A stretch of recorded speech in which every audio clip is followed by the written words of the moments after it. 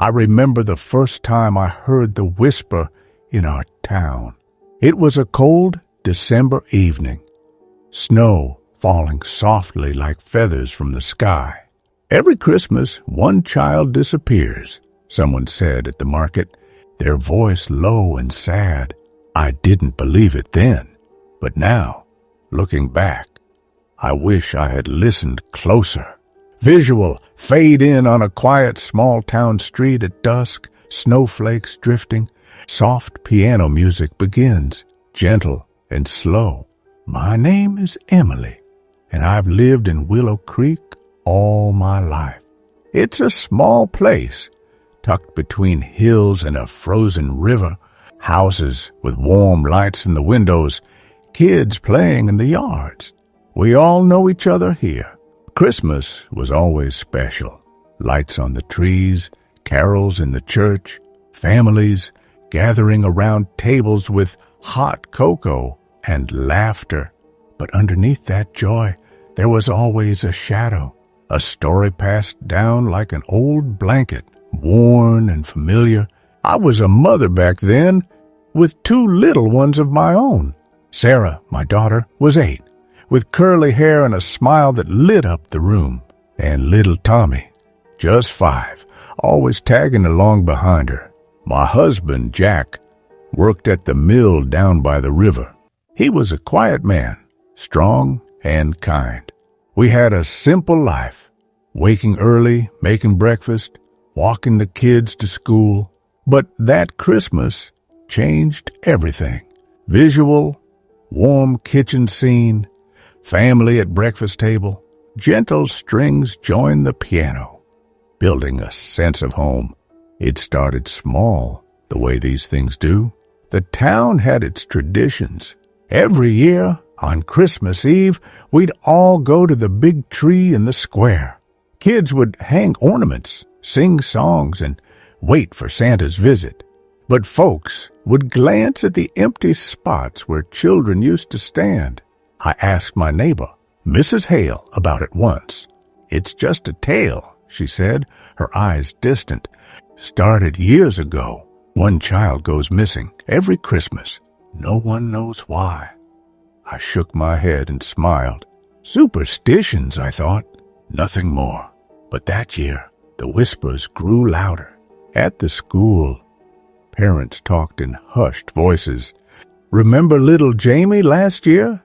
One mother said. Vanished on Christmas night. Police said he ran away, but we know better.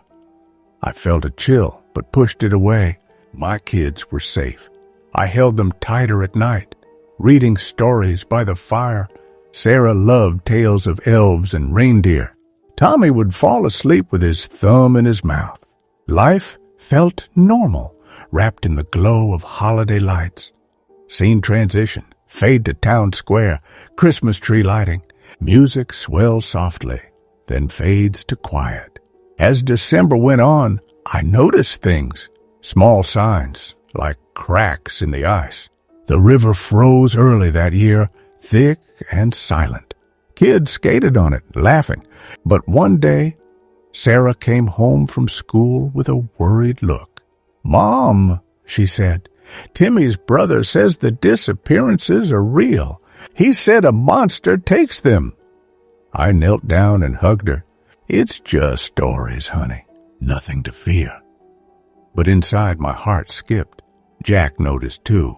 That night, over dinner, he said, Emily, maybe we skip the square this year. I shook my head.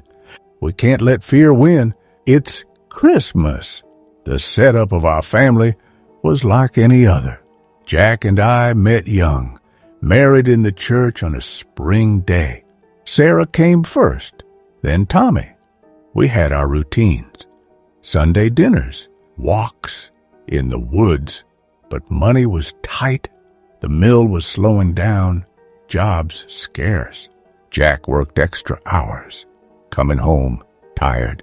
I sewed clothes for neighbors to help. The kids didn't notice much. They played with what they had, building snowmen and dreaming of gifts. I wanted to give them a perfect Christmas, despite the shadows. Visual, family, walking in snow, holding hands. Piano notes linger, reflective. Looking back, I see how the town held its breath each December. Old-timers like Mr. Ellis would sit by the fire in the diner, telling tales. "It began in '52, he'd say. Little Mary went out for firewood and never came back. Then, every year after. No one found them, he claimed. No traces in the snow. Police reports said accidents or runaways. But we knew the families left broken, moving away or fading into quiet grief. I felt sorry for them, but distant. It wasn't us. My own childhood in Willow Creek was happy. Christmases with grandparents baking cookies, opening presents at dawn. No whispers then, or maybe I didn't hear them. As a mother, I promised myself my kids would have the same joy. I decorated the house early, strings of lights, a tree with handmade ornaments. Sarah helped hang stockings. Tommy drew pictures for Santa. Jack brought home a small ham, and we planned a feast. It felt right, cozy against the cold outside. But the background of the town weighed on me more that year. Rumors spread like frost on windows. It's the old mine, some said, abandoned up in the hills, shafts deep and dark. Kids dared each other to go near it. Others blamed the river, saying it pulled them under the ice. I didn't believe any of it.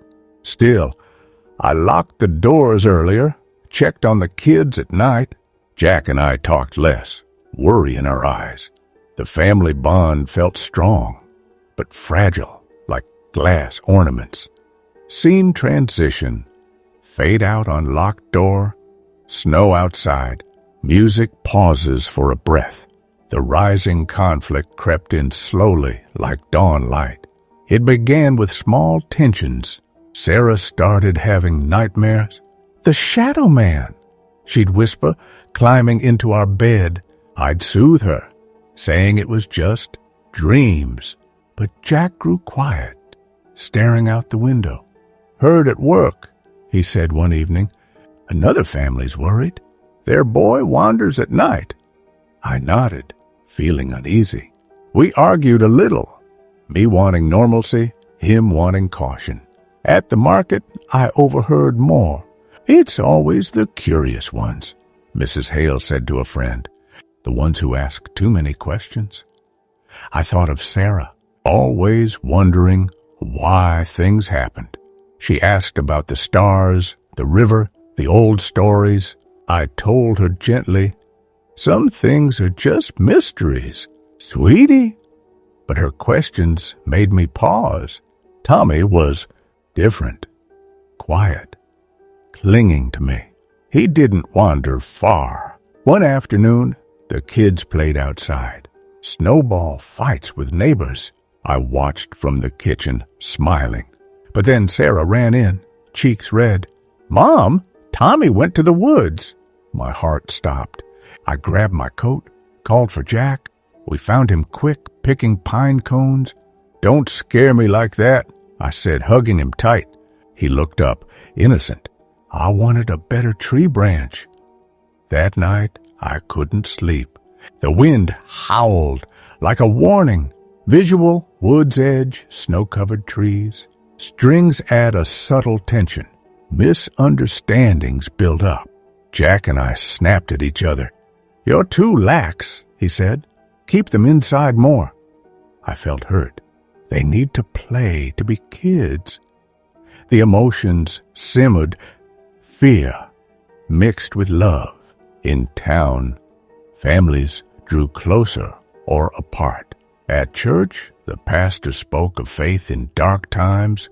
"Hold your loved ones near," he said. I held mine, but the air felt heavier. Then came the dialogues that stuck with me. Sarah at dinner. "Dad, is the monster real?" Jack paused, fork down. "No, honey, but stay close to us." Tommy whimpered. I changed the subject to gifts, but the seed was planted. Neighbors shared stories. My aunt lost her son in 78, one said. Heard cries in the night, then nothing. I felt empathy, a pull in my chest, regret for not seeing the signs sooner. The tensions rose with the snow. Blizzards came, blanketing everything. School closed early. Kids home. Cabin fever setting in. I baked cookies to cheer them. But one evening, Jack came home late, face pale. Saw tracks by the river, he said. Small ones, leading to the ice. My stomach twisted. Probably animals, I replied, but doubt crept in. We decided no more outdoor play after dark. Inner thoughts haunted me. What if the stories were true? I pictured the missing children, cold and alone. Tears came in private, wiping them away before the kids saw. The family felt strained, love holding us, but fear pulling. Christmas lights twinkled, mocking the darkness outside. Scene transition, fade to family by fire, shadows on walls. Music builds emotion, then softens. More conflicts arose. Sarah defied us once, sneaking out to see friends. We found her blocks away. I just wanted to carol, she said, eyes teary. Jack grounded her, voice firm but sad. I felt torn, wanting freedom for her, but safety first. Emotions ran deep, regret for harsh words, empathy for her spirit. The town buzzed with worry. Meetings at the hall, parents sharing tips. Lock windows, one said. Tell stories to scare them inside. I listened, heart heavy. Misunderstandings with friends. Some blamed outsiders, others the weather. But the real tension was inside homes like ours. As Christmas neared, the small fights peaked. Tommy cried more, sensing our fear. Sarah asked endless questions. Why does it happen, Mom? I'd say, I don't know, but we're safe together. But were we? The rising fear felt like a wave, building slow. Visual, town hall meeting, worried faces. Piano echoes regret. The turning point came on Christmas Eve. Snow fell heavy, wind whispering through cracks. We went to the square against Jack's wishes. The tree glowed, kids singing. Sarah and Tommy held our hands tight. But then, during the carols, Tommy let go. Look, Santa, he said, pointing. I turned for a second. When I looked back, he was gone. Panic hit like cold water. Tommy, I called, voice breaking. Jack searched the crowd. Sarah clung to me, crying. People helped. Lights flashing in the dark, but no sign. We ran home, hoping he'd gone there, empty. The police came, kind but grave. We'll search, they said. But I knew the story. Every Christmas, one child. That night, endless. Jack and I paced, holding each other. It's my fault, I whispered. I should have held tighter. He shook his head, tears in his eyes. We both should have. Sarah slept fitful, calling his name in dreams. The house felt hollow, silence loud. Scene transition, dark square, searchlights. Strings swell with heartbreak. Morning brought no news. We walked the river, the woods, tracks in snow, small and fading, leading to the old mine. My heart sank. Legends said it swallowed secrets. We called in, echoes back. Nothing. Days blurred, posters up, neighbors bringing food, but hope faded like melting snow. The betrayal felt deep, not from a person, but from the town itself. Why hadn't we stopped it? Inner thoughts tormented, memories of Tommy's laugh, his small hand in mine, Regret washed over me. If only, I repeated. Then a breaking point. On the third day, a call. Found something, the sheriff said. In the mine, deep down, a shoe, Tommy's, but no body, just gone. I collapsed, sobs quiet. Jack held me. Sarah asked, "Is he coming back?" We couldn't answer. The emotional shatter was complete. Family broken, but clinging. The key event revealed the truth. The disappearances were real. Perhaps accidents in hidden places or something darker. No monster, just neglect and nature's cruelty. But the pain was the same. Visual mine entrance, flashlight beams, music peaks in sorrow, then fades. More searches, but nothing. The town mourned with us. Stories poured out. Other families sharing their losses. Empathy bonded us. But too late. The turning felt like a door slamming, locking away joy. Resolution came slow, like healing a wound. We didn't leave Willow Creek. Stayed for Sarah, for memories. Jack and I talked more, sharing grief. "We have to go on," he said one night, hand on mine. I nodded, tears falling. Sarah grew quieter, but stronger. She drew pictures of Tommy, keeping him near. Months passed. Spring thawed the river. We visited the mine, left flowers. Realization hit. The disappearances weren't monsters, but forgotten dangers. Old shafts unstable, river currents strong. Town leaders closed accesses, warned kids better, but for us it was closure in pieces. Forgiveness was hardest, forgiving ourselves. It wasn't our fault, a counselor said. We tried to believe. Family dinners felt empty, but we laughed sometimes, remembering Tommy's jokes. Sarah helped, her empathy deep. He'd want us happy, she said.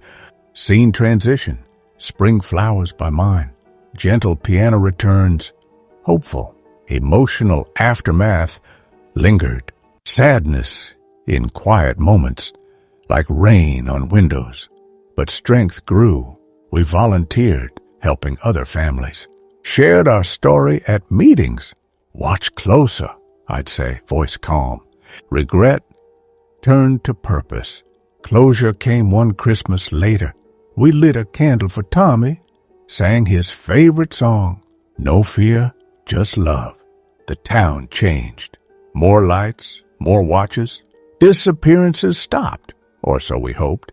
Our family healed, scars remaining, but softer. Visual, family by candle, soft smiles. Strings add warmth. The ending brings me peace now. Looking back, I see the lesson. Hold tight to what matters, but let love guide, not fear. Life's fragile like snowflakes melting, but in the warmth of family, we endure. Every Christmas I think of Tommy. Smile through tears. You're with us, I whisper, and in that, there's hope. Visual fade out on town lights, snow gentle. Music ends on a soft, uplifting note. I remember the first time I heard the whisper in our town. It was a cold December evening. Snow falling softly like feathers from the sky. Every Christmas, one child disappears, someone said at the market, their voice low and sad. I didn't believe it then, but now, looking back, I wish I had listened closer. The words hung in the air like mist, and I brushed them away, thinking it was just old folks talking nonsense. But that whisper would come back to haunt me year after year. My name is Emily, and Willow Creek was my whole world. A place where everyone knew your name, where doors stayed unlocked most days, and where Christmas meant something special. The lights, the songs, the smell of pine and baking pies. But that year, the one I'll never forget, it all changed. I can still see the snow piling up on the windowsill, hear the wind sighing through the trees. It's like it's happening all over again in my mind. Visual. Fade in on a quiet small town street at dusk. Snowflakes. Drifting. Soft piano music begins, gentle and slow. Let me take you back to how it was before. Our family was simple, but full of love. Jack and I had been together since high school. He was the boy who helped me with my books when I dropped them in the hall, and from there it just grew. We got married in the little church on Main Street with flowers from Mrs. Hale's garden. Sarah came along a year later, a bundle of joy with her father's eyes and my curly hair. Then Tommy, our little surprise, 5 years after. He had that quiet way about him, always watching the world with wide eyes. We lived in a small house at the edge of town with a big yard that backed up to the woods. In summer, the kids would run through the grass chasing fireflies. In winter, it was snow forts and hot chocolate by the fire. Jack worked long hours at the mill, his hands rough from the wood, but he always made time for us. He'd come home, scoop up Tommy, and spin him around until they both laughed. I stayed home, keeping the house, sewing for extra money, and making sure the kids had what they needed. It wasn't fancy, but it was ours. The town itself was like a picture from a card. Willow Creek had about 1,000 souls, all connected in some way. The river ran through it, freezing solid in winter, and the hills rose up behind, hiding old mines from the mining days long gone. People were friendly, helping with barns or meals when someone was sick. But there was always that undercurrent, especially in December. The Christmas traditions brought it out. The tree lighting, the carol singing, the big feast at the hall. Everyone came, but eyes would dart to the kids, counting them silently. I first heard the full story from my grandmother when I was a girl. She sat me down by the fire one night, her voice soft. "It started back in the old days," she said. "A child went missing on Christmas Eve out in the snow. No one found them. Then it happened again the next year and the next. Always one, always gone without a trace." I shivered, but she hugged me. "Just stay close, Emily, that's all." I forgot about it as I grew up, thinking it was a tale to keep kids inside. But as a mother, it came back. That year, the whispers were everywhere. At the store, buying flour for cookies, I'd hear it. "Poor Jamie last Christmas," one woman said to another. "Just vanished. His parents still set a place at the table." I felt a pang, but pushed it down. My kids were different. Sarah was so bright, always asking questions about everything. "Why does the snow stick to branches, Mom?" she'd say. Tommy was my shadow, holding my hand wherever we went. They were safe with me. Jack felt it too, though he didn't say much at first. He was the steady one, but I saw the worry in his eyes when he looked at the woods. "Maybe we keep them closer this year," he suggested one evening as we sat after dinner. The fire crackled, and the kids played with blocks on the rug. I nodded. But inside, I wanted to keep things normal. Christmas was for joy, not fear. Visual, warm kitchen scene, family at breakfast table, gentle strings join the piano, building a sense of home. Let's talk about our daily life to paint the picture clearer. Mornings started early. I'd wake to the sound of the rooster from the neighbor's farm, even in winter. Jack would kiss me goodbye before heading to the mill, his lunch packed with care. Then I'd get the kids up, Sarah grumbling a bit, Tommy rubbing his eyes. Breakfast was oatmeal or eggs, simple but warm. We'd talk about the day, school for Sarah, play for Tommy. I'd walk Sarah to the little schoolhouse, Tommy tagging along, his mittens dangling from strings. School was a one-room place for the younger kids, with Miss Ellis teaching everything from reading to math. Sarah loved it, coming home with stories of what she learned. "Today we read about elves, Mom," she'd exclaim. Tommy would spend the day with me, helping bake or drawing pictures.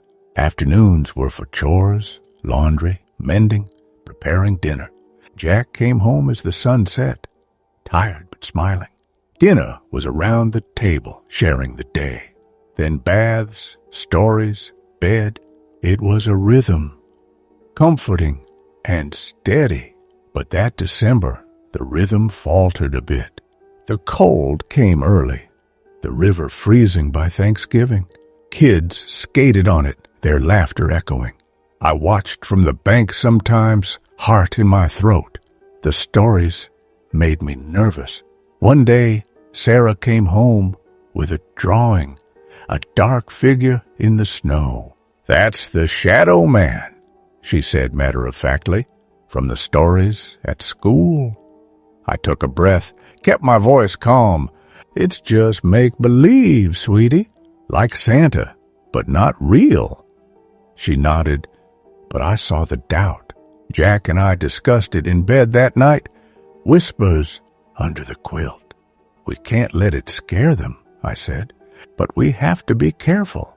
He agreed, pulling me close. Our relationship was like that, strong through the years, through money worries and small arguments. The mill was struggling, layoffs rumored. We saved where we could, but Christmas gifts were modest.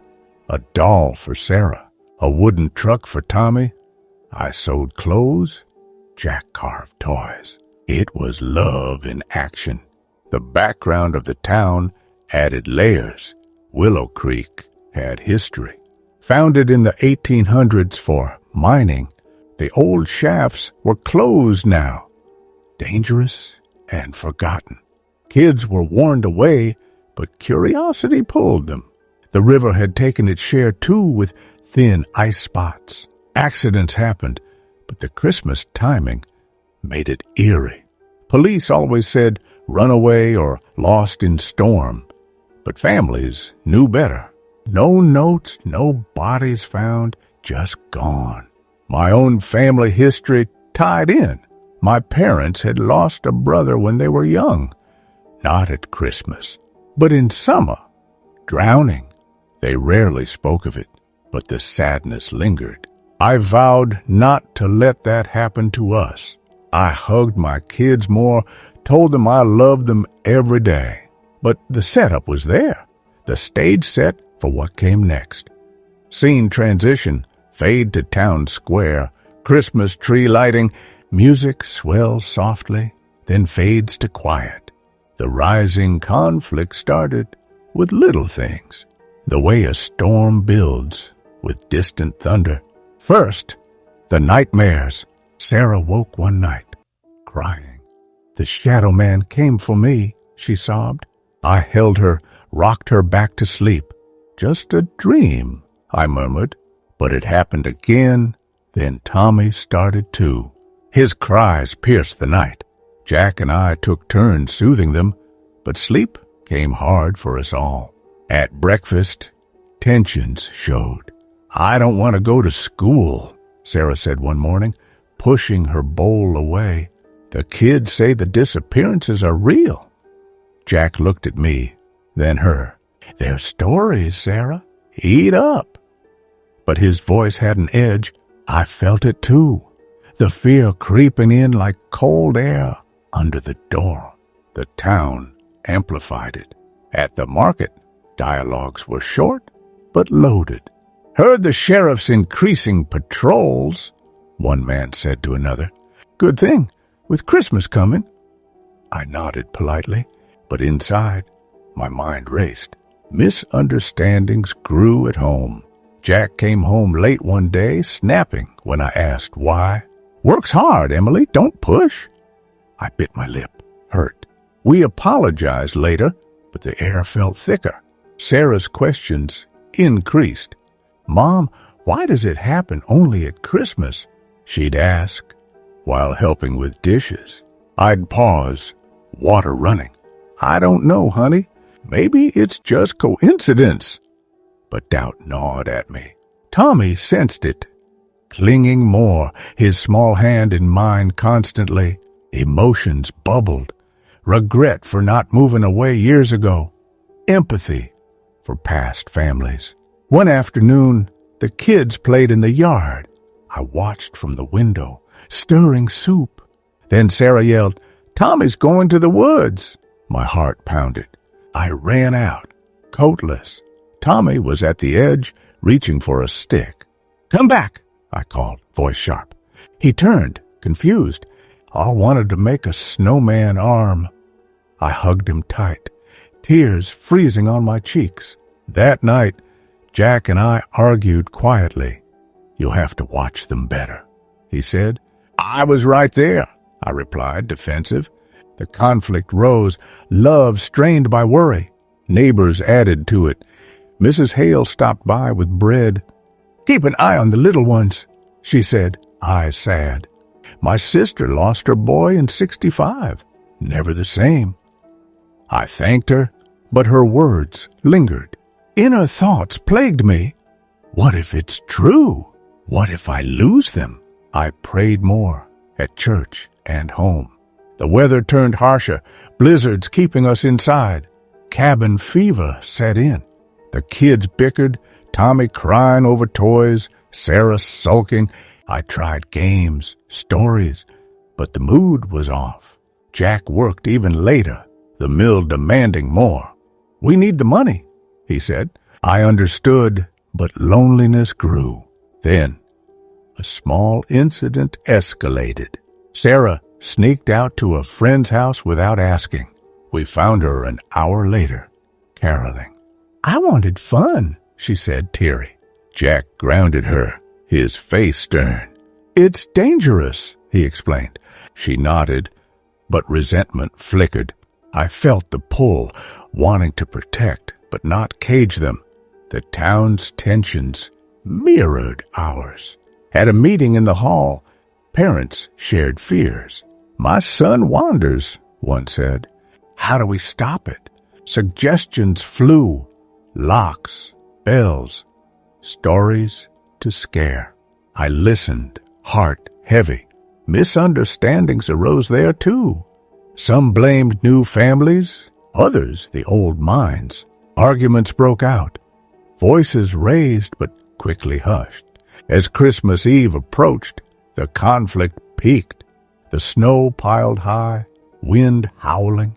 Jack and I barely spoke, exhausted. The kids were restless, sensing the storm inside and out. Is Santa coming?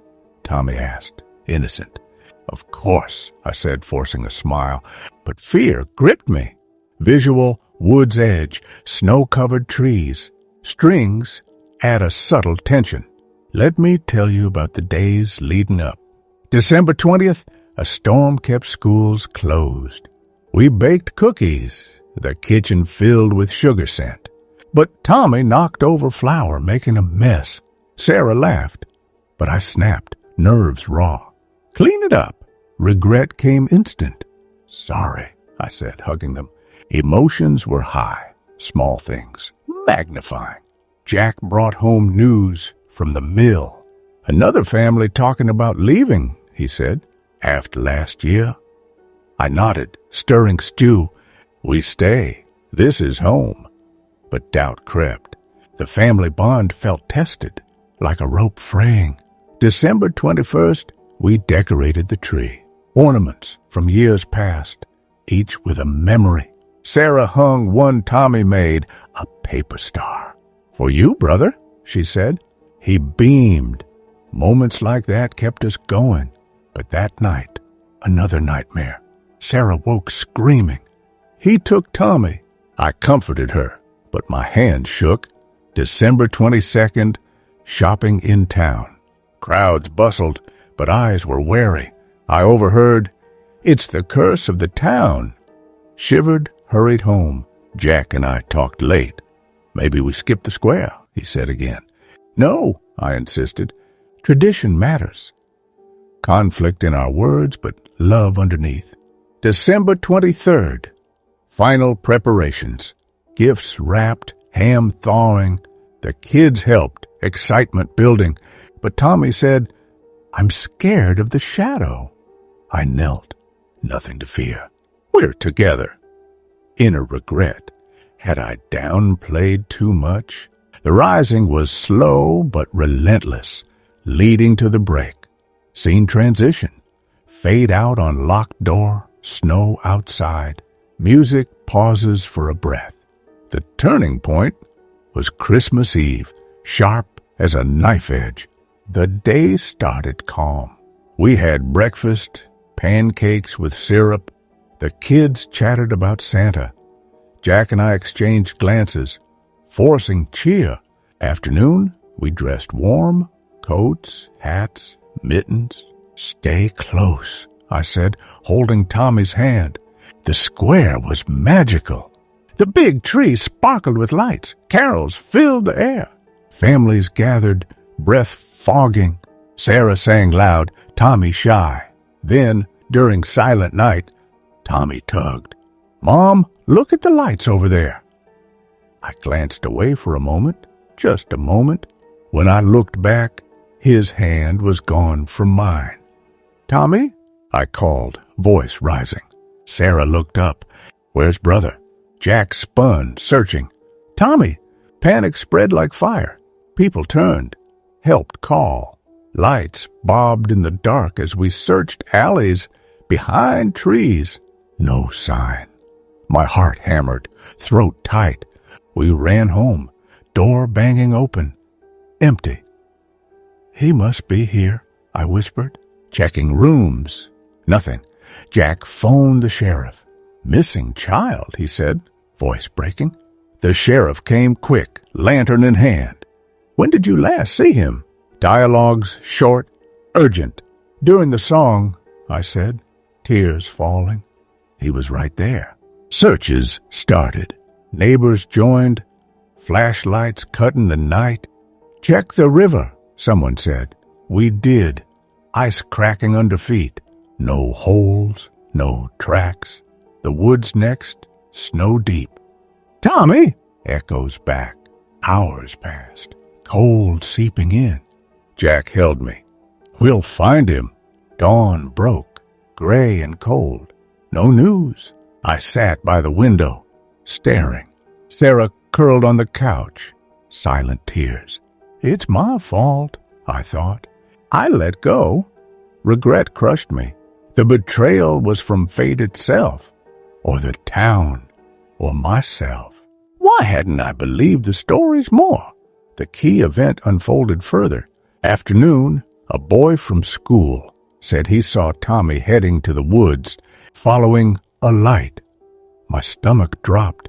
We searched there, finding small prints in snow leading to the old mine entrance. The dark mouth yawned. "He wouldn't," Jack said, "but we knew kids did." Volunteers went in with ropes, lights. Hours later they emerged, faces grim. "Found his mitten," one said, holding it out. "Red wool, the one I knitted. No Tommy." The emotional breaking was now. I collapsed, sobs quiet, but deep. Jack cried too, holding the mitten. Sarah asked, "Is he gone like the others?" We hugged her. No words. The police report said, possible accident. But we knew the pattern. Every Christmas, one child. The revelation. The mines were the culprit. Unstable tunnels collapsing or leading to drops. Or the river or woods. No monster, but danger ignored. The pain was real, a hole in our hearts. Days blurred. Posters with Tommy's picture smiling. Neighbors brought casseroles. Kind words. "We're sorry," they said. Empathy flowed, but couldn't fill the void. Inner thoughts. Memories flashed. Tommy's first steps, his laugh, his "I love you, Mom." Regret for that moment, that glance away. The family shattered, pieces sharp. Jack blamed himself for not insisting we stay home. I blamed my distraction. Sarah withdrew, drawing alone. The turning point left us changed. The betrayal of trust in our safe world. Visual, mine entrance, flashlight beams. Music peaks in sorrow, then fades. The resolution came in waves, slow and uneven. First weeks were numb. We barely ate, slept in shifts. Sarah asked daily, "When's Tommy coming back?" We'd say, "He's in a better place." But it felt hollow. Jack took time off work, the mill understanding. We walked the woods, called his name, until hoarse. Spring came, snow melting, river rushing. We visited the mine often, leaving toys, flowers. One day, the sheriff called. "Close the entrances for good," he said. No more kids going in. The town acted. Fences, signs, meetings on safety. It was too late for us, but a start. Realization grew. The disappearances were tragedies, not curses. Old mines collapsing, ice breaking, kids lost in blizzards. Stories exaggerated over time, but roots in truth. We forgave the town a bit. They didn't know, Jack said. For ourselves, forgiveness was harder. Counseling in the city, a kind woman listening. "Guilt is normal," she said, "but you loved him well." We cried, talked, healed a little. Sarah opened up, sharing dreams of Tommy happy in heaven. The emotional aftermath was quiet sadness, mornings without his voice, dinners with an empty chair. But we found strength. Jack and I grew closer, holding hands more. Sarah blossomed, helping others at school. For Tommy, she'd say. Closure came in small moments. A year later, Christmas again. We lit the tree, but softly. Sang songs, remembered. No disappearance that year. The changes worked.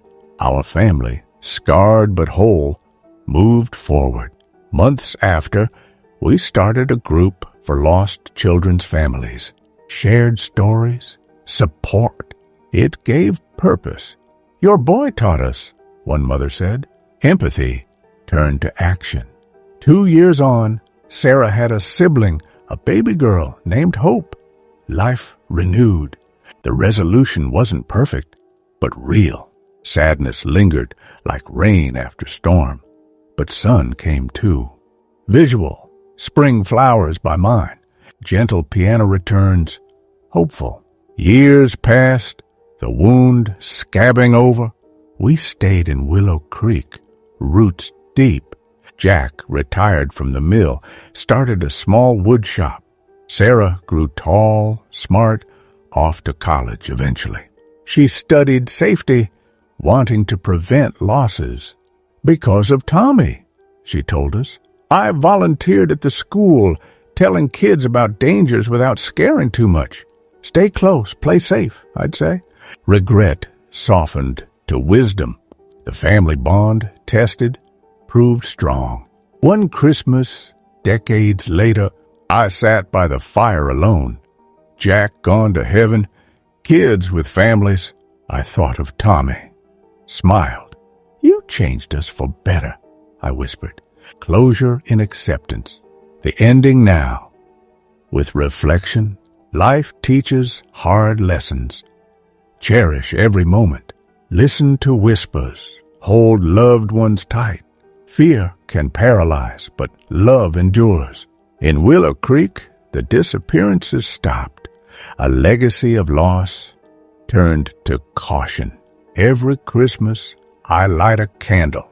Remember the joy, the pain. There's hope in the light, warmth in the memory, and that's enough. But wait, let's go deeper into the story, because there's more to tell. You see, after Tommy disappeared, the town didn't just change overnight. It took time, arguments, more heartache. Let me share the details, the way it unfolded day by day, to make you feel it like I did. The day after Christmas, the search continued. Volunteers from neighboring towns came, dogs sniffing the snow. I stood at the mine entrance, wind biting. "Anything?" I asked a searcher. "Nothing yet," he replied, voice kind. Jack paced, Sarah at home with Mrs. Hale. The emotions were raw, hope flickering, fear dominating. By New Year's, searches scaled back. "Too cold," the sheriff said. "We'll resume in spring." I nodded, numb. Home felt empty. Tommy's toys untouched. I sat in his room, holding his blanket, smelling his scent. Regret washed over. Why the square? Why not stay home? January was dark. Blizzards kept us in. Grief thick. Jack and I talked little at first, then more. "I should have held him," he said one night. "No, me," I replied. We cried together, a release. Sarah struggled most. "I miss him," she'd say, drawing pictures of us four. We encouraged her. "He's watching over." School resumed, but she was quiet. Friends giving space. February brought a thaw, early searches. In the mine, they found a scarf, not Tommy's. False hope crushed. The town held a vigil, candles in the square. "For all the lost," the pastor said. Empathy bonded us. March, river swelled. They dragged it, finding nothing. Realization, he was gone. We held a memorial, no body, but memories. Friends spoke. Tommy was light. Tears flowed. Closure began. April, flowers bloomed. We planted a tree for him in the yard. Sarah helped dig. He liked trees. Life stirred. May, counseling started. Drives to the city, talking feelings. "Grief is waves," the lady said. We learned to ride them. June, summer warmth. Sarah played outside again. Friends over. Jack fixed the house, keeping busy. I sewed, thought less of what-ifs. July, town meeting on safety. "Fence the mines," I said, voice steady. Agreement came, work began. August, back to school prep. Sarah excited. Tommy's absence noted, but accepted. September, harvest time. We picked apples, remembered Tommy's love for pie. October, leaves falling. Halloween, Sarah dressed as an angel. For brother, November, Thanksgiving, empty chair, but gratitude for what remained. December, again, caution high, no disappearance. Our resolution solidified, and so the years went, each season bringing healing. The story isn't just the loss, but the living after. Let's expand on the family relationships. Jack and I had our moments. After the loss, we almost broke. One night, argument peaked. "You insisted on going," he said. "You didn't stop me," I countered. Silence, then apologies. We learned to communicate better, love deeper. With Sarah, I spent hours talking. "How do you feel?" I'd ask. "Sad, but okay," she'd say. Her empathy grew, helping other kids. The town's background more, other family stories. The Hales lost a girl in 70. She went for skates, Mrs. Hale shared. Gone. We bonded over coffee, regret shared. The old mine's history, dug in 1850s for coal, closed after collapses. Kids explored, some hurt. The disappearances likely falls inside. Bodies lost in depths. Police files I read later. Similar patterns, No foul play, just accidents. But the Christmas timing? Coincidence from holiday freedom. Kids out more. My inner thoughts evolved. From guilt to acceptance. Tommy taught us to love fully, I realized. The resolution included forgiveness. To the town for not acting sooner. To ourselves for being human. Closure in a plaque at the mine. In memory of the lost children. Watch over yours. The ending reflection. Life is fragile, but resilient. Hold tight, but live free. Hope always flickers, like Christmas lights in snow. But to make this complete, let's dive even deeper into the hook, expanding it for the full emotional weight. The whisper at the market wasn't the first, but it stuck. I was buying eggs, the vendor an old man with weathered hands. "Be careful this Christmas," he said, handing change. "You know the tale." I smiled polite. Old stories. But his eyes were serious. "Not stories when it's your own?" That night, I told Jack. "Nonsense," he said, but hugged me tighter. The snow fell heavier, blanketing the world in quiet.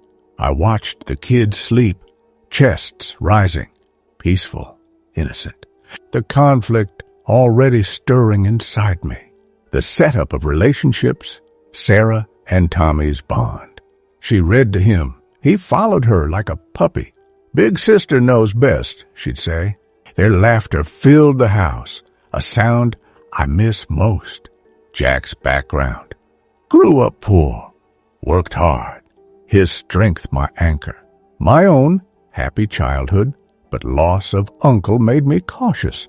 The rising conflicts in detail, each nightmare, each argument, each whisper built the tension. One night, Sarah said, "I saw a shadow outside." We checked. Nothing. But sleep fled.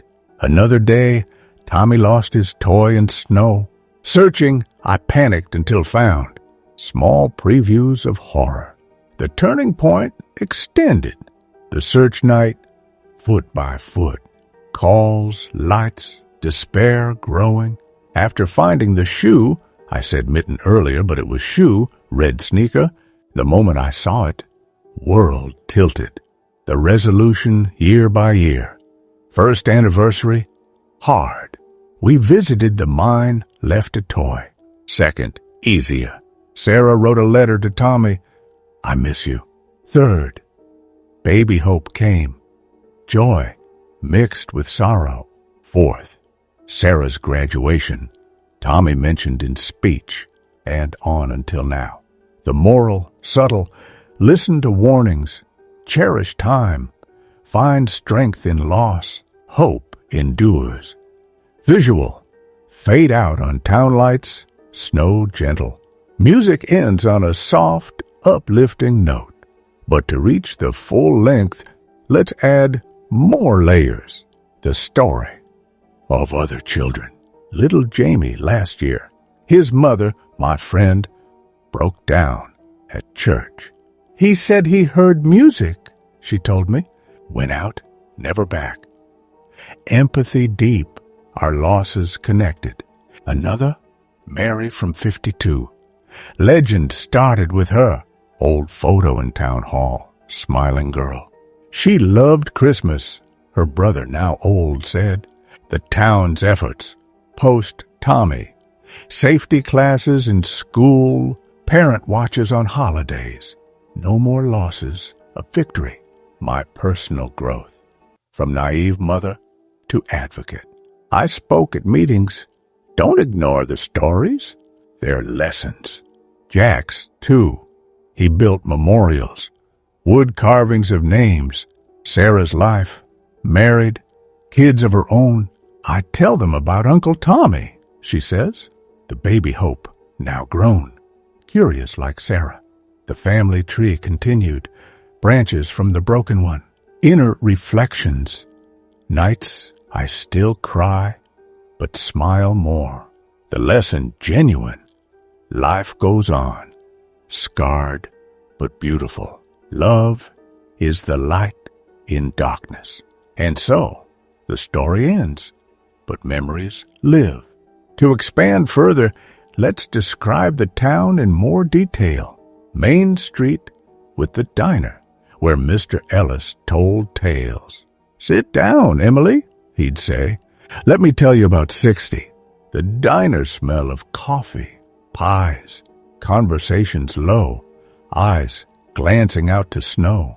The church, wooden pews, stained glass, pastor's sermons on faith. Even in loss, God holds us.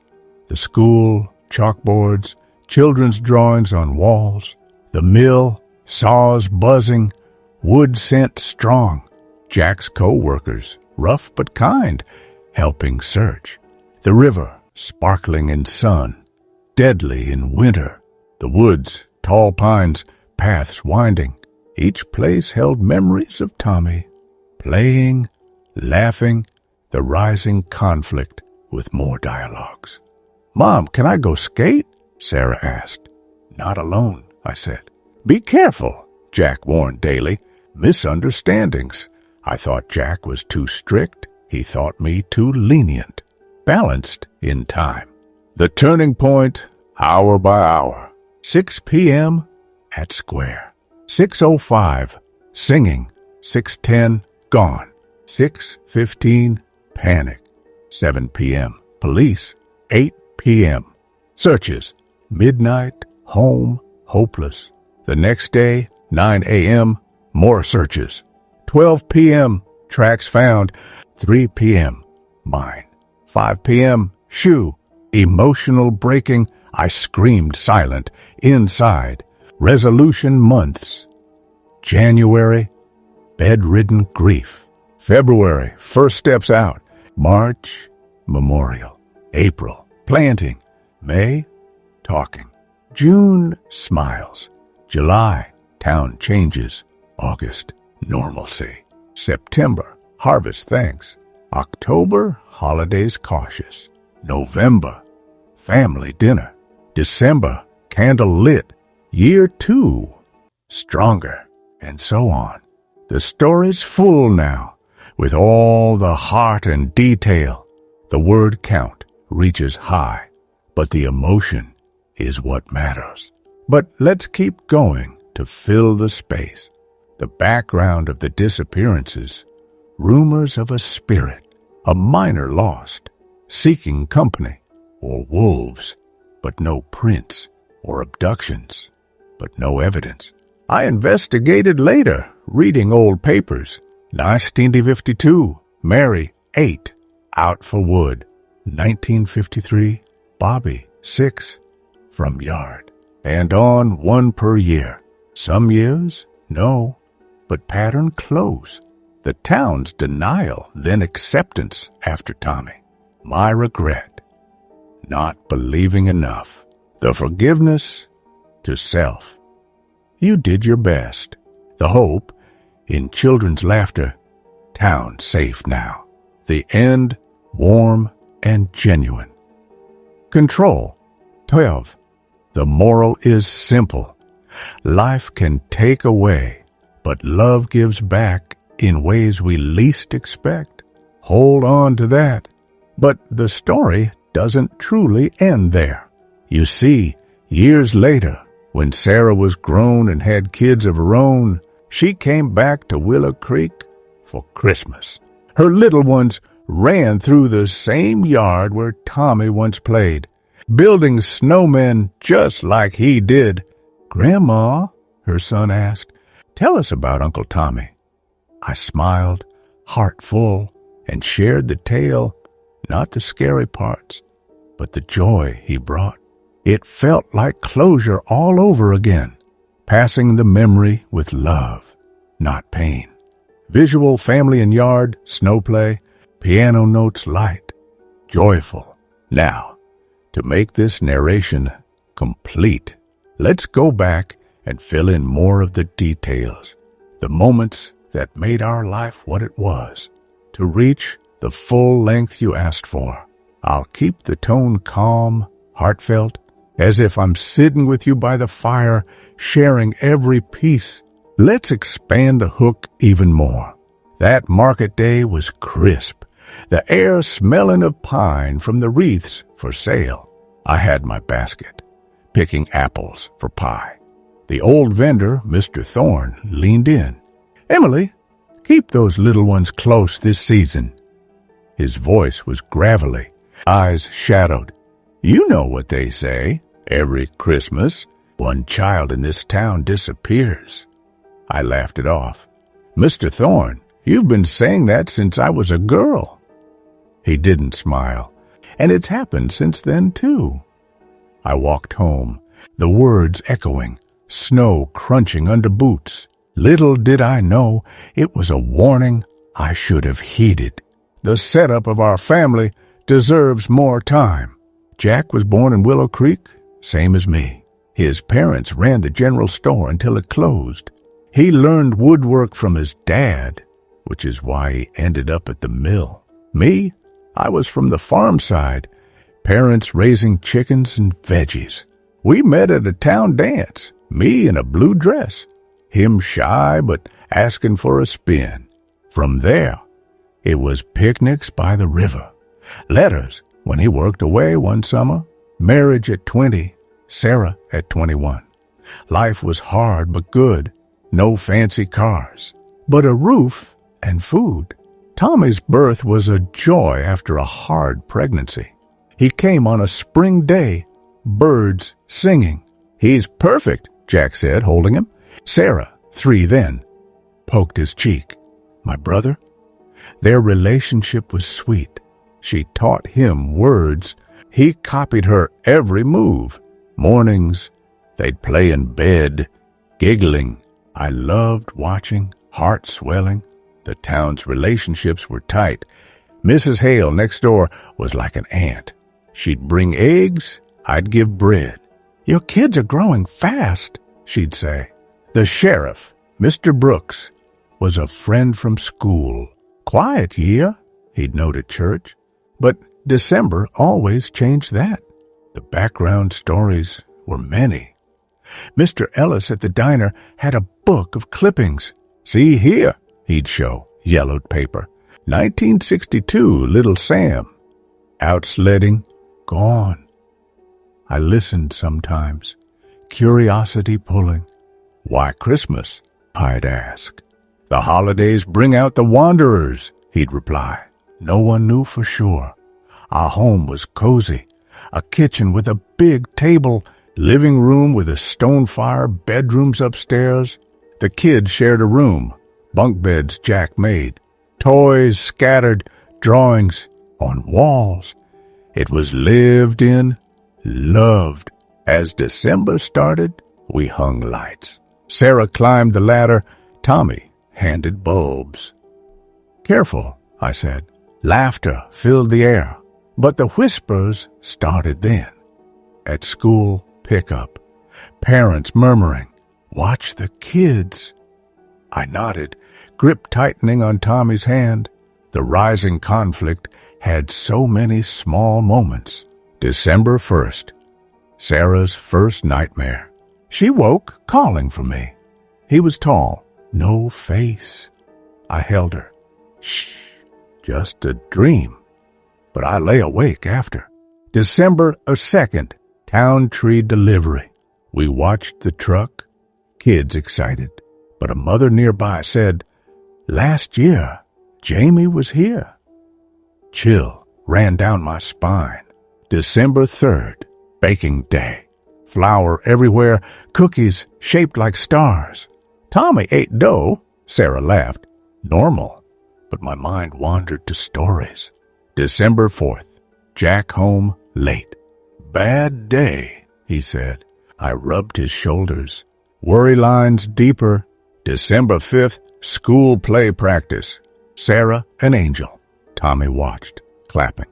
But a teacher whispered, "Keep them in sight."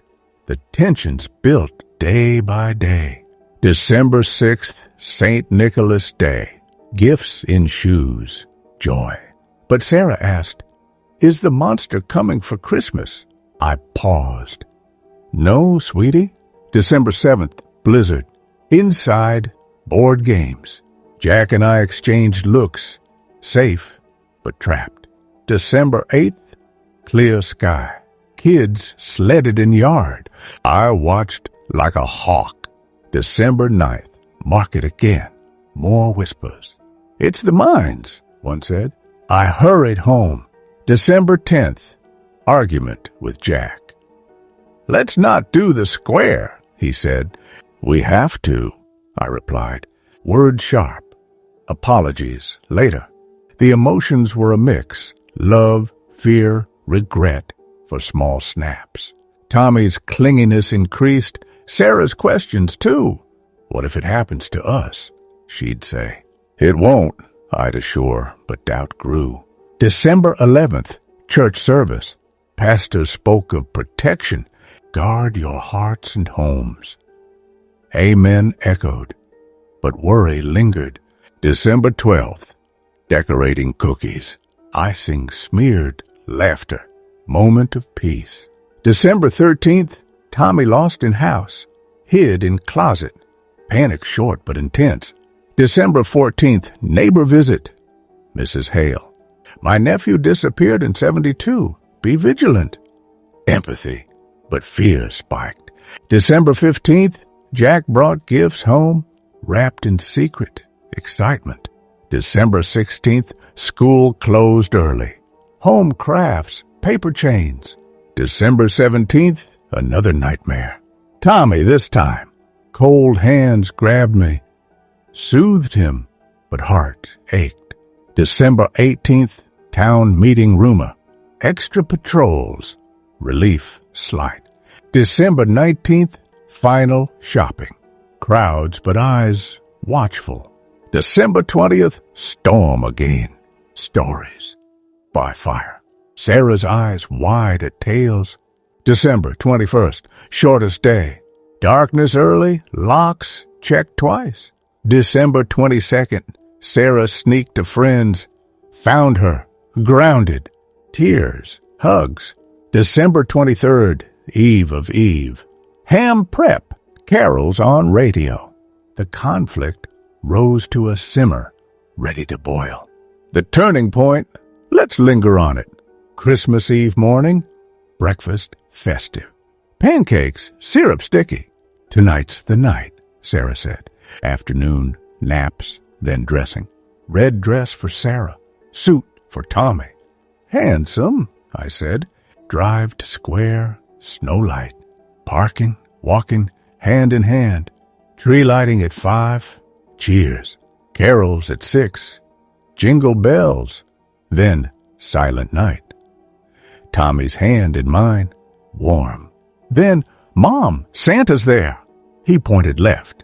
I looked, saw a man in red, seconds only. Hand empty. Tommy, spin, search. Jack, he's gone, calls.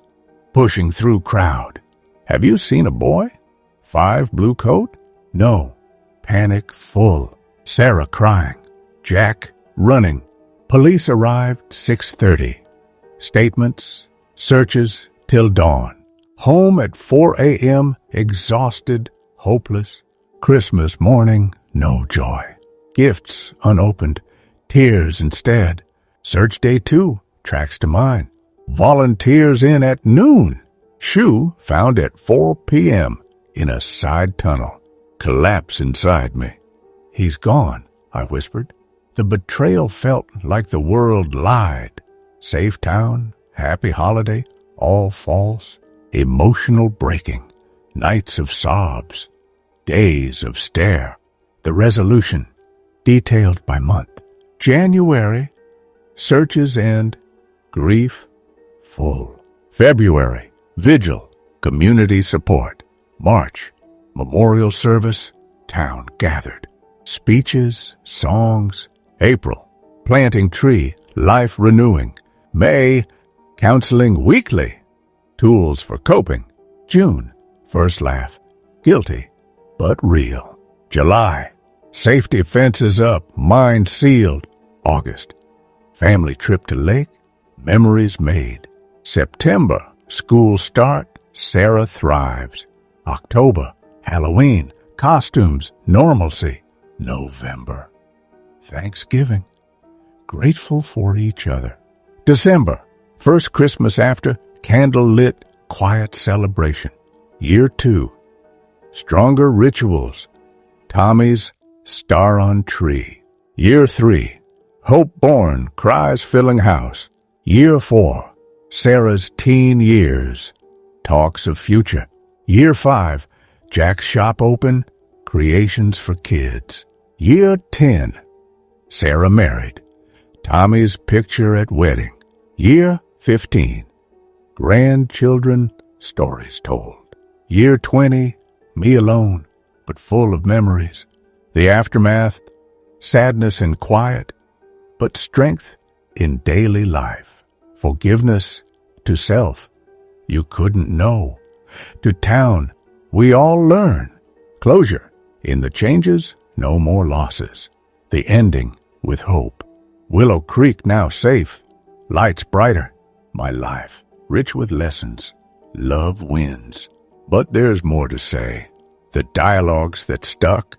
Sheriff, we'll do all we can, Emily. Jack, he's out there, I know it. Sarah, bring him home, Mom. Neighbors, we're praying.